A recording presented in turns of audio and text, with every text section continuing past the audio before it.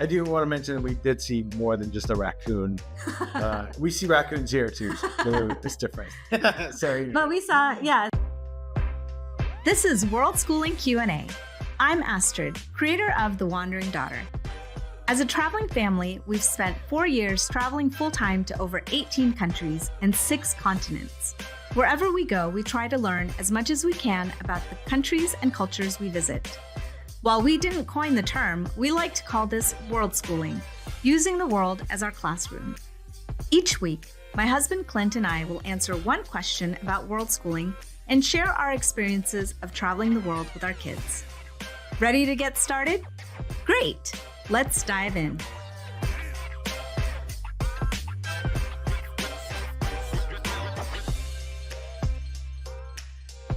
This week's question, we're answering, how do I world school in Costa Rica?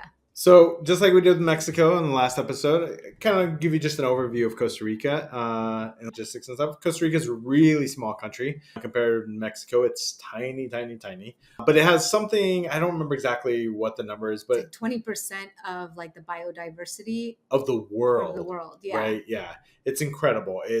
So because of that, it is a country that focuses heavily on ecotourism. That's its primary draw, I think. Mm-hmm. But the main city is San Jose. You'll fly into San Jose. There's really no other airports as far as I know of. That's the only one. You might be able to get there by boat and stuff, but most people either drive in from a surrounding country or they will fly into San Jose. Spanish is the main language because there is a lot of foreigners there. There are a lot of foreign travelers. Yeah. There are a lot of foreign businesses. A lot of American travelers and American businesses. There's a lot of Americans or foreigners living there. It is, for better or for worse, has changed. We first traveled there when we got married 15 years ago. Mm-hmm. In 2009. And it was changing then too already. But even from that time to just a few years ago when we went there again, there is a lot of English spoken over Spanish. So in our last episode, we talked about Mexico being primarily Spanish speaking, unless you're in touristy zones. Yeah. Costa Rica was almost everywhere we went was English speaking. That said, I think you should still learn some Spanish while you're there. But yes. And we kind of were in more touristy areas anyways. We've only really been to 3 areas of Costa Rica. We've been to San Jose, we've been to Manuel Antonio, and we've been to La Fortuna. Mm-hmm. So those tend to be more like especially popular with digital nomads. Yeah. But having said that, they take US dollar there. Yeah. It's parts of it can be really expensive. Parts of it can still be pretty affordable. Yeah. Lodging can be really expensive. That said, overall, it's still a fascinating place to go to, especially if you're into the ecotourism bit. Any other highlights or overview? Yeah, I would say like getting around Costa Rica I think that there are several different ways to approach it. When we were there as a couple, we took the bus, which I think you can still do as a family.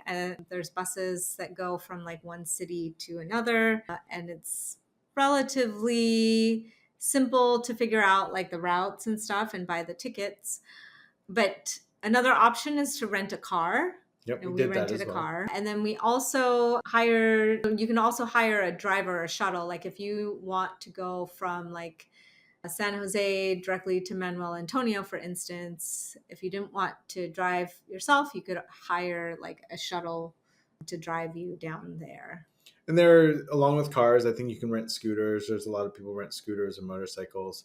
So that's common. It's a fairly small country, so you can get almost anywhere you need to go within a day or two of driving. Mm-hmm.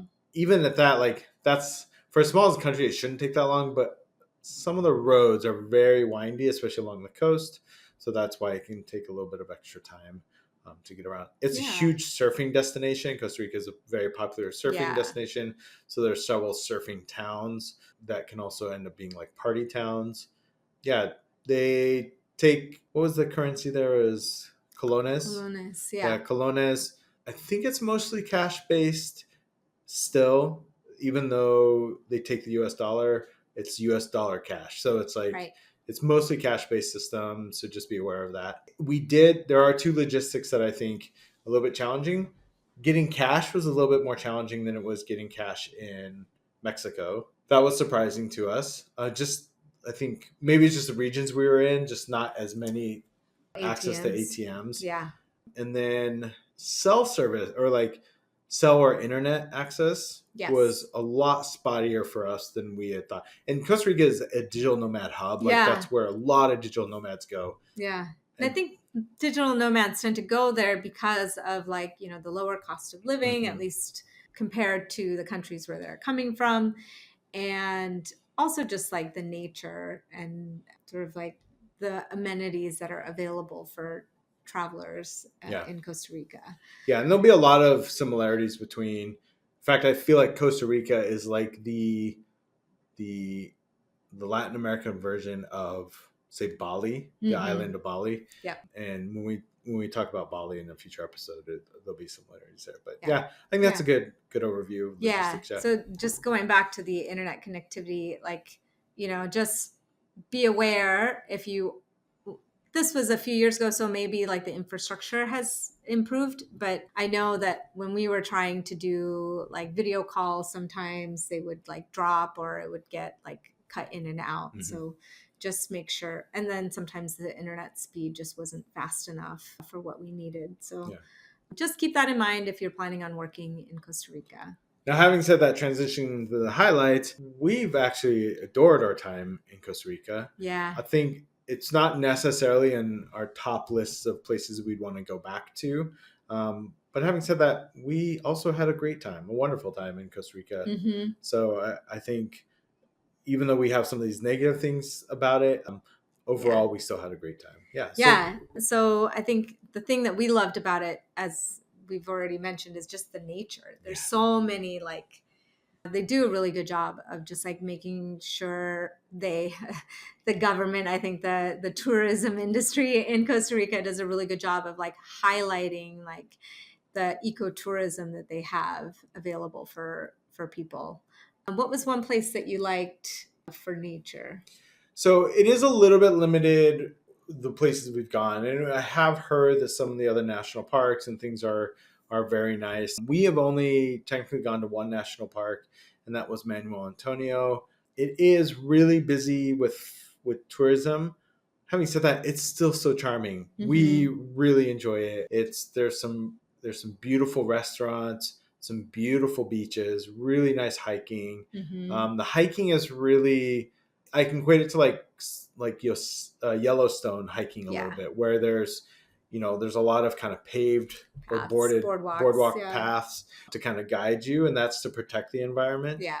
But see all sorts of wildlife, sloths, monkeys. I mean, just incredible amounts of wildlife, and it's absolutely beautiful. Something that was nice when we were in Manuel Antonio was hiring a guide. Yeah. Which we went there the first time and we kind of like went on our own. And I think it was nice because we saw some sloths and we saw like a raccoon. But when we went the second time around, we had a guide and he had this like big telescope with him. And, you know, the benefits of having a guide too is that they know the forest. Yeah. They know like how to spot the animals more than we do. We're just like pedestrian, you know, amateur, not even amateur, like nature lovers or nature enthusiasts. So a guide is going to be able to say like, oh, look between those leaves. There's an animal there. And then he's got his like telescope and the kids can like look into it and see like the animals that are there. And then also just like the guide, we went with this guide named Ephraim and he has like a tour company there, but he was so knowledgeable about all the different animals. And then he was like asking the kids questions like, do you know why they call this animal this and this and this? Or do you know what this animal's like superpower is? And at the time the kids were really into wildcats. So they were just like soaking all of this in because they're like, we get to see these animals and they're like superpowers and all this stuff. I do want to mention we did see more than just a raccoon. We see raccoons here too. It's different. But we saw, so that was a wonderful part about like walking through Manuel Antonio with with a guide. Yeah, I agree. We also did a guide in La Fortuna. La Fortuna. Yes. For the Arenal volcano. Yes. And that's an incredible, so that's another side of the nature, right? I mean, you have the wildlife and the biodiversity there, but then you also have the flora side. Yeah. So like that's going and seeing the volcano and the rich ecosystem, the hot springs. Yeah. That was absolutely beautiful. And that was something we didn't do the very first time with Costa Rica. So it was really nice to go there. Yes. Yeah. So when we talked about Mexico, we talked a lot about kind of diversity of people and especially the representation of Indigenous and cultures and stuff. How did you feel though about that with Costa Rica? I feel like because it was, and this is just our observations from being there for like a few weeks. We unfortunately didn't spend as much time in Costa Rica as we did in Mexico. But Costa Rica is also considerably smaller. And I think because it's smaller, there isn't as much diversity. And, we were talking to a travel company owner who is, Costa Rican. And she's saying that there's just a lot of like intermingling with like the Spanish, because of Spanish colonialism, that there's like, it's sort of like pushed out some of that like indigenous genes, I guess, population. Yeah. So we unfortunately weren't able to really like get a good sense of like the culture and the history of Costa Rica. But, there was a fantastic museum in San Jose that kind of gave us some of that. And we were able to learn a little bit about it while we were there. But yeah, that's what I felt like. Yeah, I agree. I think the next thing I wanted to chat about in Mexico, we kind of talked about safety. I think maybe it's just with each of these, we talk a little bit about safety because I think especially folks who have not traveled a lot and especially not traveled with your kids, I think that's something that's always a concern. Like Mexico, they don't have potable water for drinking water. So you have to do bottled water. Bring that a Grail bottle, which has like the built-in filter. Or the garrafon, which is the giant multi-liter bottles of water you can get in any store. Yeah. I think from a safety standpoint, as far as crime goes, whereas Mexico deals with some larger crime that we talked about, we never felt as much worry about petty theft or petty crime in Mexico. Yeah. Even in the tourist areas, I don't think we felt. Yeah. It didn't really feel like that was a presence as much. In Costa Rica, there is a heavy presence of petty theft or petty crime. Yeah. And unfortunately, you just hear story after story of people getting stuff swiped from their car or getting swiped from the beach, or maybe it's because it's a lot of surfing towns, or just because there's so many tourists. Yeah. I mean, we had stuff swiped from us at a bus station. So it's the city, San Jose, whereas we felt pretty safe, I think. I don't think, just like Mexico City or other places we've been, there are pockets of the city that feel uncomfortable, but like even in the U.S., that's not even a knock on any other country. Like in the U.S., there's pockets of cities we feel uncomfortable. San Jose, I think, had a little bit more of a threat of petty theft and petty crime. Yeah. So take that for what you will. I think it's our experience. Yeah. But again, it shouldn't deter you from visiting. You just need to, in different cities or various cities, just like, stay alert. Yeah. And I didn't mention this in the last episode, but both Mexico and Costa Rica, if this is your first time going to either one of those countries, so in Mexico, you're going to likely land in Mexico City or Puerto Vallarta or some of the major hubs, and you're going to land in San Jose here. If you're flying in and you've never been there, maybe a good opportunity before you get there, book your ride, whatever your transport is, to the hotel or to the Airbnb or where you're going. Just because when you come out of that security checkpoint in the airport, you are bombarded with people trying to get you to get their taxi and this taxi and this ride and stuff. So it's one of those cities that can be overwhelming if you're not used to that. Yeah. So if you want to learn more about some of these places that we highlight or just our experience in Costa Rica, I have a couple articles on my website. One with like a Costa Rica itinerary, and the other is focusing on like activities to do in La Fortuna. So go check that out. Yeah. Do you have anything else to add? I don't think so.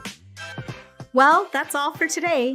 Thank you for joining us on this episode of Worldschooling Q&A with Astrid and Clint. Be sure to check out the show notes for any links we mentioned in the episode, and visit my website, thewanderingdaughter.com, to dive deeper into worldschooling and family travel.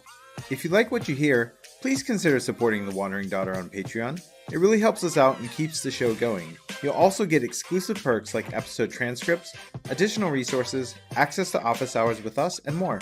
You can find us on Spotify or the podcast app of your choice. If you're listening to this on Spotify, you can tap the bell icon to get notified when new episodes come out. And if you like this episode, please give us a 5-star review. It really helps new people find our show. If you're watching this on YouTube, don't forget to like and subscribe and tap the bell icon to get notified of new episodes. You can follow me on Instagram @WanderDaughter or follow The Wandering Daughter on Facebook. Links to these are also in the show notes. If you have any worldschooling questions you'd like us to answer for future episodes, feel free to throw them in the comments or send us a message at thewanderingdaughter.com/podcast. Until next time, happy travels! Bye!